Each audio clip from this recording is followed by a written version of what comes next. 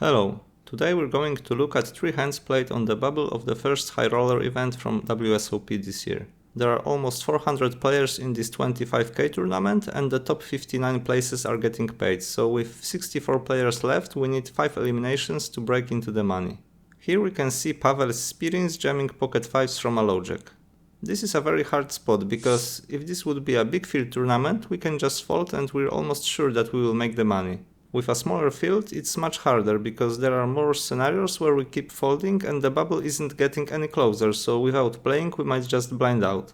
Here when we look at ICM solver ranges we can see that this was too wide of an open and the solver starts going all in with 7s or better. Action folded to Yokosawa on big blind, who made a correct call with ace-10 suited.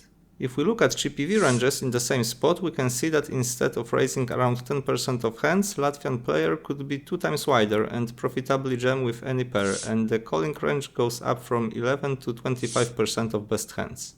Second hand is another similar spot, this time is Manuel Fritz jamming ace-5 off from the hijack. We're 3 spots off the money. Again we can see that this is a few pips too wide of a jam, as solver starts going all in here with ace-8 off.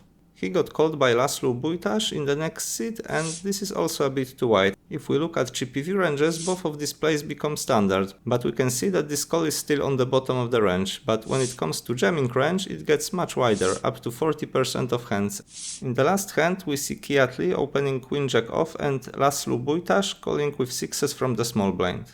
On the flop, Kiat decided to not c-bet and this is fine play, as solver c-bet only around half of the time against such a strong range of the calling player. On the turn, Lee catched second pair and checked back, and again solver approves this play and checks back with this specific combo more often than not.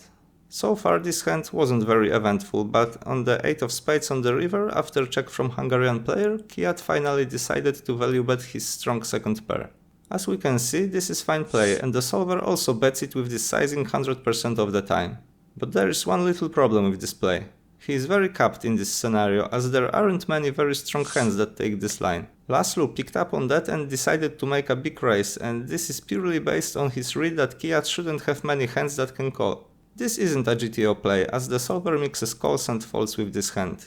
Kiat folded pretty quickly, but with this combo this is a mistake. He has blocker to a flush and it's really hard to have a better bluff catcher than this one. He is capped and if he is willing to bet this kind of hand on the river, he must be ready to call off some of them against a raise to not get overrun. If he is bet folding almost everything, then Laszlo can make this play with any 2 cards and literally print money in that spot. Thank you for watching, don't forget to subscribe to the channel and see you next time. Bye.